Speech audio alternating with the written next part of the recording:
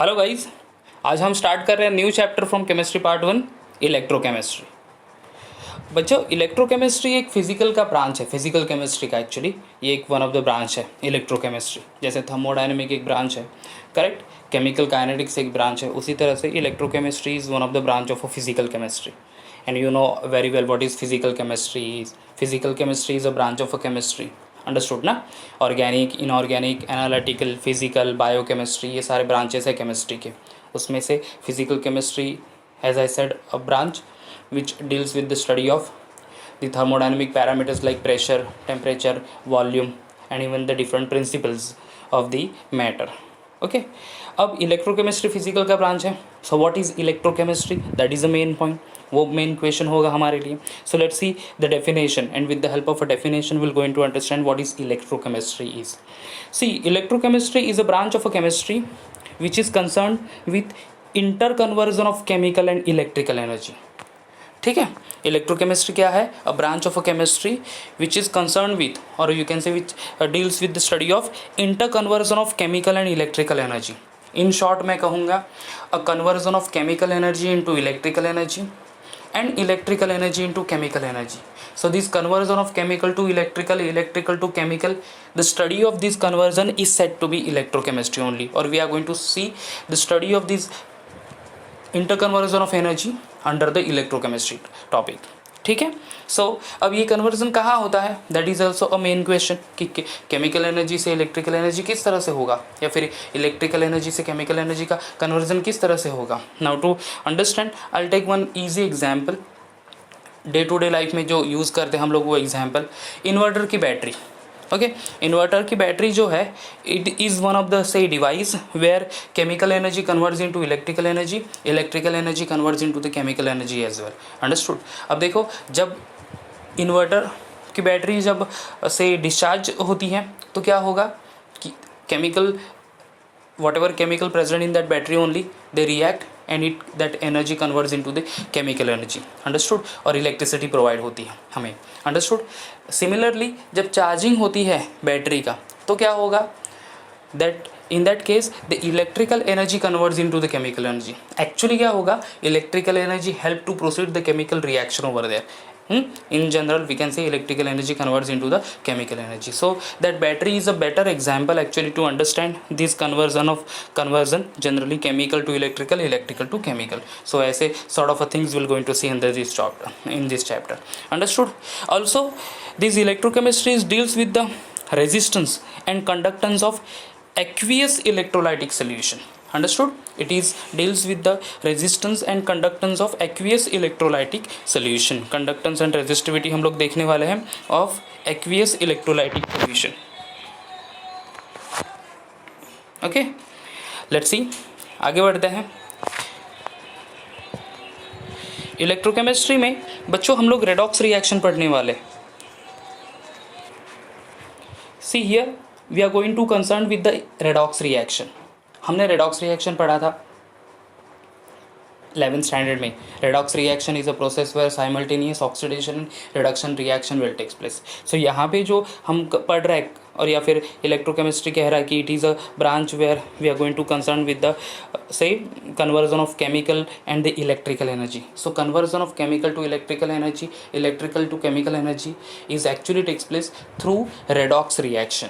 ये कन्वर्जन कैसे होगा, through the redox reaction. Redox reaction यानी simultaneous oxidation and reduction reaction. So in short electrochemistry में हम लोग पढ़ेंगे chemical to electrical, electrical to chemical through the redox reaction. और सो और we are going to see the number of examples actually, और number of cells जहाँ पे हम लोग ये कन्वर्जन किस तरह से होता है, एग्जैक्टली उसका वर्किंग कैसे होता है। जैसे एक तो मैंने कह दिया the battery used in inverter, और हमारी बाइक में जो यूज़ होता है या फिर कार में यूज़ होता है वो बैटरी। देन जो सेल होते हैं we used in the remote, और इन टॉयज़ में जो यूज़ करते हैं ड्राई सेल कहते हैं उसको, वो कैसे वर्क करता है, अंडरस्टूड। उसी तरह से H2O2 फ्यूल सेल जो स्पेसशिप में जनरली यूज़ करते हैं वो कैसे वर्क करता है। So all sort of a things, even जो रिस्ट वॉच में जो सेल होता है बटन सेल कहते हैं उसको, वो कैसे वर्क करता है। So all sort of a things working of this kind of a cell will going to see over here in this electrochemistry topic. Start करते हैं फिर बेसिक थिंग्स से, जहाँ पे यू नो हम लोग पढ़ेंगे फर्स्ट ऑफ ऑल कंडक्टर या फिर इलेक्ट्रिक कंडक्शन या फिर कंडक्टर एग्जैक्टली क्या है वो देखता है, ठीक है। क्योंकि यहाँ पे जनरली क्या होगा बच्चों, ऑक्सीडेशन एंड रिडक्शन रिएक्शन होता है, करेक्ट। इलेक्ट्रोकेमिस्ट्री में हम लोग वही पढ़ने वाले, ऑक्सीडेशन एंड रिडक्शन रिएक्शन। अब ऑक्सीडेशन में क्या होगा, लॉस ऑफ इलेक्ट्रॉन, रिडक्शन में क्या होगा, एक्सेप्टेंस ऑफ इलेक्ट्रॉन। अब जो लॉस ऑफ इलेक्ट्रॉन हो या फिर यू कैन से द डोनेशन ऑफ इलेक्ट्रॉन, अब वो इलेक्ट्रॉन ट्रांसफ़र होगा ना, and it goes towards the cathode to for the reduction process. So जो ट्रांसफ़र होगा वो भी बहुत इंपॉर्टेंट है, the transfer of electron from anode to cathode, that is also very much important things over here. और वो generally होता है through the conductor and every conductors and the और you can say electrical conduction. So वो हम लोग पढ़ेंगे what is conductor और व्हाट इज़ इलेक्ट्रिक कंडक्शन, ठीक है। See here a charge transfer और flow of electricity occurs through a substance is called conductor।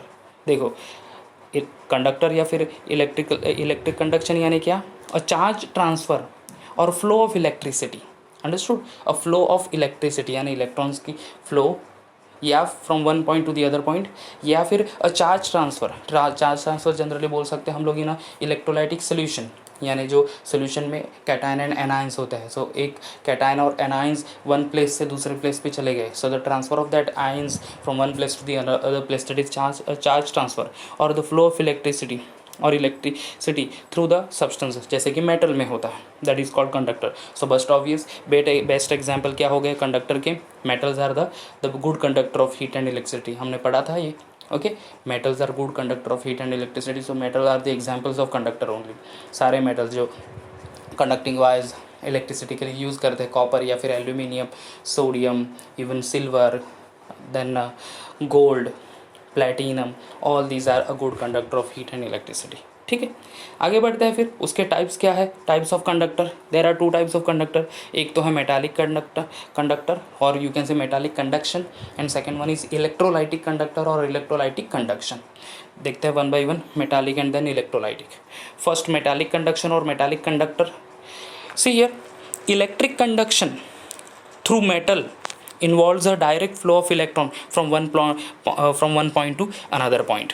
Here the metallic conductors are those where electric conduction is actually takes place from one point to the other point, यानी electrons flow होंगे from one point to the other point, understood. एक end से दूसरे end तक electrons flow होंगे और electricity flow होगी, that is said to be metallic conductor. जैसे example, copper wire is a metallic conductor, aluminium wire metallic conductor, electricity transfer करने के लिए from one place to other place, तो सारे जो कॉपर वायर या फिर एल्यूमिनियम वायर्स यूज़ करते हैं हम लोग, so this is said to be the metallic conductor.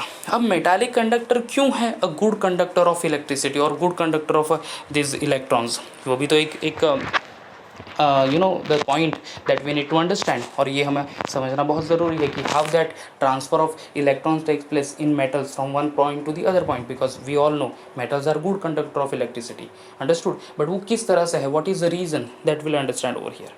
देखो generally whatever the metals are, जैसे कॉपर है, एल्यूमिनियम है, या फिर zinc, magnesium, sodium, all the metals, इसमें क्या होगा कि outermost shell electrons from the metal form conduction band. जो आउटर मोस्ट शेल इलेक्ट्रॉन्स होते हैं, ओके, लास्ट शेल में, वैलेंस शेल में जो इलेक्ट्रॉन्स होते हैं, understood, they use to form a conduction band, understood. Conduction band यानी एक एरिया जहाँ से वो ट्रांसफ़र हो सकता है from one energy level to the another energy level only, okay.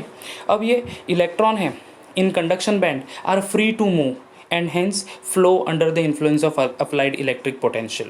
These electrons are there which present in the conduction band, understood. These are what, free to move, and that's why they flow under the influence of applied electric potential. Thus metallic conductor are electronic conductors.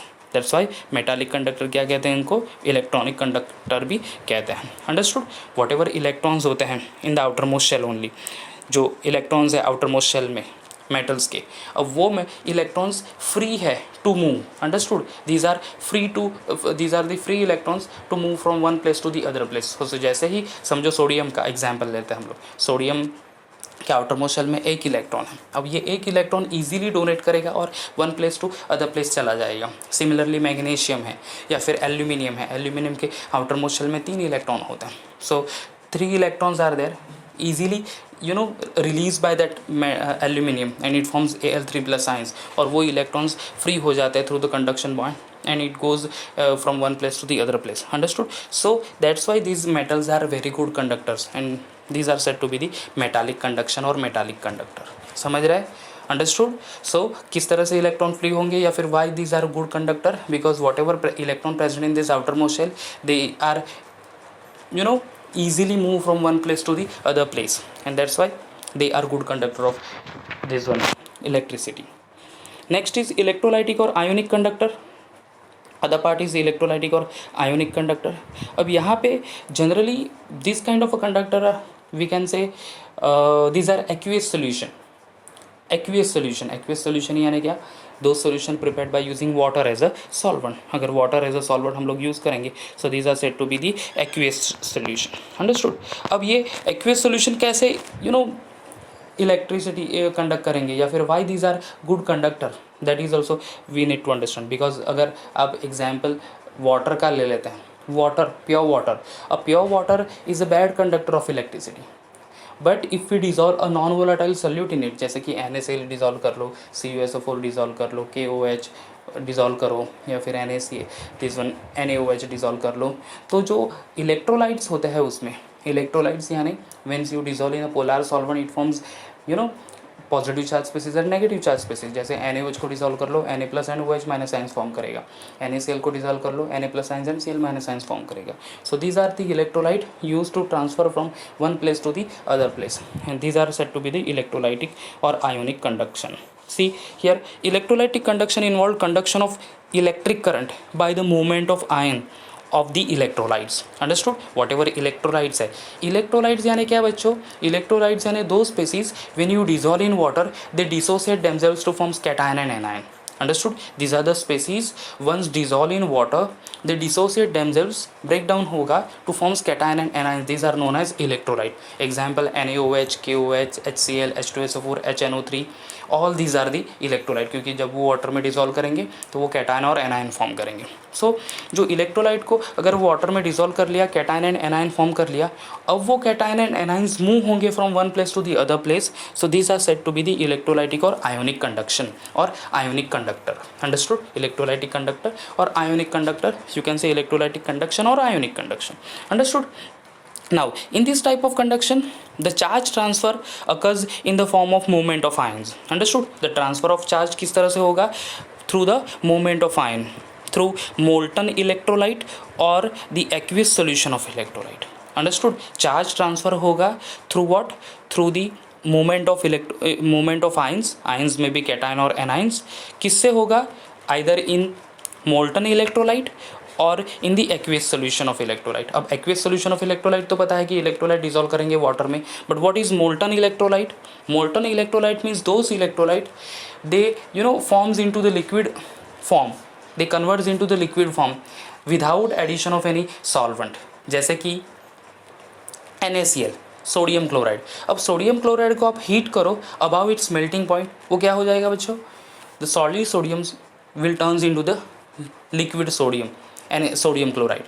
A solid NaCl will turns into the liquid NaCl without addition of this one solvent over there. Okay, यानी वो melt हो जाएगा. So that melted electrolyte is said to be the molten electrolyte. जो melt हो जाता है electrolyte when we heat that electrolyte above its melting point, तो that is set to be the molten electrolyte. और जब molten state में चला जाएगा कोई भी इलेक्ट्रोलाइट, तभी भी वो चार्ज ट्रांसफ़र करता है या फिर आयन ट्रांसफ़र करता है. एग्जाम्पल कौन से है दिस इलेक्ट्रोलाइटिक और आयोनिक कंडक्शन के? आयोनिक सॉल्ट ये एग्जाम्पल है. स्ट्रॉन्ग और weak acid and bases example है. आयोनिक सॉल्ट में NaCl आ जाएगा, CuCl2 आ जाएगा, CuSO4 आ गया, ओके, KNO3 आ गया. ये सारे एग्जाम्पल्स हो गए. स्ट्रॉन्ग और weak acid and bases, strong acid HCl, H2SO4, HNO3, weak acid acetic acid, formic acid, strong base NaOH, KOH, weak base NH4OH. ये सारे एग्जाम्पल्स हो गए एक्चुअली इलेक्ट्रोलाइटिक और आयोनिक कंडक्शन के. अंडरस्टूड? ओके. नाउ जनरली क्या होगा, ये electrolyte ionic salt है या फिर स्ट्रॉन्ग और वीक इलेक्ट्रोलाइट, वीक एसिड्स और बेसिस, ये क्या करेंगे? These are dissociate into ions once they dissolve in polar solvent. Understood, वो होते हैं डिसोसिएशन। अंडरस्टूड, डिसोसिएशन यानी क्या बच्चों, ब्रेक डाउन। उसी को अदर वर्ड है ionisation.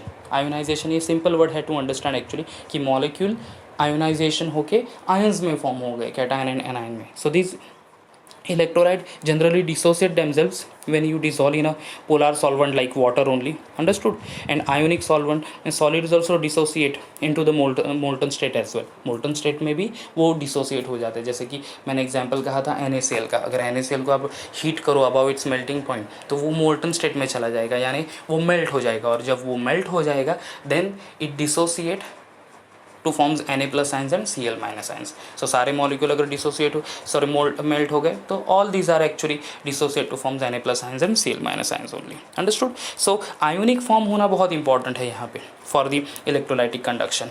Once we have the ions, cations and anions either in the molten state or in the aqueous solution, then and then the conduction or the transfer of charges is possible, understood? Okay, the electrolytic conductors involve transfer of matter from one part of the conductor to the other part, electrolytic conductor, but obvious like that of metallic conductor वही करेगा, transfer of matter, transfer of matter यानी ions का transfer करेगा वो from one place to the other place। it means current flowing through a electrolytic conductor is accompanied by the chemical change, understood ना? it means what, the current flowing through the electrolytic conductor is accompanied by chemical change, but obvious chemical change होगा यहाँ पे electrolytic conduction में, क्योंकि अगर वही salt solution का example ले लेते हैं तो salt eight normal state solid state में रहेगा, जब भी आप उसको डिसॉल्व करोगे वाटर में तो वो फिर आयोनिक स्पीसीज बन जाएगा, Na plus ions and Cl minus ions. उसी तरह से कोई अगर आयोनिक सॉल्ट है जैसे CuSO4 है और उसको हमने हीट किया अबाउ इट्स मेल्टिंग पॉइंट तो वो हो जाएगा मोल्टन स्टेट में, और मोल्टन स्टेट में वो फिर आयोनिक स्पीसीज फॉर्म कर लेगा, Cu2 plus ions and SO4 minus ions. So definitely there is a chemical change takes place, okay, during this electrolytic conduction only। so this is all about metallic and electrolytic conduction। metallic conduction में क्या होगा, the metallic conductor के actually example है metals are a good conductor of electricity because they use to transfer the electrons which present in its outermost shell, okay, they used to transfer the electron which present in their outermost shell from one place to other place, and that's why these are good conductor। all the metals are the metallic conductor only। electrolytic conduction or ionic conduction or ionic conductors are those which are present in the ionic form, यानी ionic compounds वो हो गए example, understood, NaCl, CuSO4, HCl, H2SO4, NaOH, KOH, ये सारे उसके examples. वो कैसे होंगे, अगर आप उसको पोलर सॉल्वेंट जैसे वाटर में डिजोल्व कर लो तो आयन फॉर्म करेंगे, the transfer of ions takes place and through that process only the conduction of electricity. Even molten state में अगर वो कन्वर्ट हो गए तो भी वो आयोनिक स्पीसीज फॉर्म हो जाएंगे, आयोनिक स्पीसीज में फॉर्म कर लेंगे खुद को कैटायन और एनायन में, एंड देन कंडक्शन और transfer of that ions from one place to other place can be takes place, okay. So इस तरह से ये इलेक्ट्रोलाइटिक कंडक्शन वर्क करता है। आगे बढ़ते हैं फिर, information provided by measurement of conductivities of solution, okay, information provided by measurement of conductivities of solution. हम लोग अभी कंडक्टिविटी, कंडक्शन अगर है, मेटालिक एंड आयोनिक कंडक्टर है हमारे पास, तो वो कितना कंडक्ट कर रहा है, that the charges, that also we need to understand। तो वो देख लेते हैं यहाँ पे। First, the conducting and non conducting nature of a solution identified by measurement of their conductivity. See, conductivity measure करने से हमें किसी भी स्पीसीज़ का या फिर किसी भी सब्सटेंस का कंडक्टिंग और non conducting nature, conduction of electron और नॉन कंडक्शन ऑफ इलेक्ट्रॉन, वो आइडेंटिफाई होगा। For example, sucrose and urea do not dissociate in to the aqueous solution, understood. Sucrose and urea, sucrose यानी sugar actually dissolve करो water में, dissolve होगा but वो dissociate नहीं होगा क्योंकि these are organic compound. Even urea dissolve हो जाएगा वाटर में because of hydrogen bonding, understood, but these are not dissociate to forms the cation in aqueous solution। so aqueous solution of sucrose, aqueous solution of urea is said to be a non-conductor, okay। the conductivity of this solution is nearly same as that of water only, and that's why these are said to be non-electrolyte, understood guys। electrolyte and non-electrolyte, फिर से concept clear कर लो। electrolyte यानी ऐसे species जब water में dissolve करेंगे तो वो डिसोसिएट होंगे। बच्चों याद रखना, इलेक्ट्रोलाइट एंड नॉन इलेक्ट्रोलाइट में डिज़ोल्व इन वाटर, डिज़ोल्व तो होंगे बट कोई डिसोसिएट होगा, कोई डिसोसिएट नहीं होगा। जैसे here example given of sucrose and urea, when you dissolve in water, dissolve तो हो जाएंगे, वो क्लियर सोल्यूशन मिल जाएगा हमें, but the molecule of sugar that is sucrose या फिर molecule of urea, okay, won't dissociate होके कैटायन एनायन नहीं फॉर्म होंगे, and that's why these are said to be non electrolyte, और नॉन इलेक्ट्रोलाइट का कंडक्शन जीरो रहता है। Understood. Other examples है सब्सटेंस जैसे कि on the other hand the other like KCl, CH3COH, acetic acid HCl, ये सारे example, even NaOH, they use to dissociate in their aqueous solution. Okay, KCl, acetic acid, HCl, NaOH, ये few example मैंने consider किए हैं यहाँ पे। All the inorganic compound generally dissociate in aqueous solution only, and that's why their conductivity in their aqueous solution are higher than that of water. Understood. Conductivity क्या होगी in aqueous solution? Higher than that of water only, and that's why these are said to be electrolyte. तो conductivity कौन बताएगा बच्चों? Electrolyte या फिर electrolytic substance conductivity show करेगा। और इलेक्ट्रोलाइट कौन सा है? इलेक्ट्रोलाइट आर दोज स्पीसीज और those compound when you dissolve in water they dissociate to forms cation and anion. And non electrolyte conductivity नहीं बताएगा। अंडरस्टूड। क्यों नहीं बताएगा? क्योंकि वो खुद डिसोसिएट नहीं होते हैं once you dissolve in water. Dissolve तो हो जाएंगे but they won't dissociate. Understood. On the other hand electrolyte dissolve होंगे and then after the dissolution they going to dissociate themselves, and that's why they are good conductor. Understood. So electrolyte conduct electricity in molten state has or when dissolved in water. Now the second point is that on the basis of high or low electric conductivity electrolyte are classified as strong and weak electrolyte. अब electrolyte तो क्या है समझ में आ गया हमारा कि they use to conduct the electricity, but वो उसके भी दो टाइप हैं। Okay, strong and weak electrolyte depending upon the high और low electric conductivity. High conduction होगा या फिर लो कंडक्शन होगा, based on that only this electrolyte categorize into two type, one is strong and other one is weak. अब देखते हैं strong and weak exactly क्या है। The substance such as ionic salt, सारे इनऑर्गेनिक सॉल्ट। अब आपको salt analysis में जो सॉल्ट मिलते हैं, ना आपने CuSO4 सॉल्ट किया होगा 11th स्टैंडर्ड में, आपने आई थिंक सो KCl किया होगा, NH4Cl किया होगा। ये सारे सॉल्ट जो हैं ionic salt. Even strong acids HCl, H2SO4, HNO3, ये स्ट्रॉन्ग एसिड्स है। Bases KOH, NaOH, they use to dissociate completely in aqueous solution only, and that's why these are said to be strong electrolyte which exhibit high conductivity. Okay, इनको strong पूरे dissociate होंगे and पूरे dissociate होंगे, that's why they are strong electrolyte and that's why they shows high conductivity. Understood. In terms of conductivity we are actually understanding the concept of strong and weak electrolyte. हमने ये strong and weak electrolyte ionic equilibrium chapter में भी पढ़ा है। जो भी inorganic compound dissolve करेंगे water में और कंप्लीट डिसोसिएशन होगा तो उनको स्ट्रॉन्ग इलेक्ट्रोलाइट कहेंगे। Understood. So here strong electrolyte in terms of electrochemistry we can say that they dissociate into the water, completely dissociate into the water actually, and they shows high conductivity. Understood. high conductivity है तो वो क्या हो गए? strong electrolyte.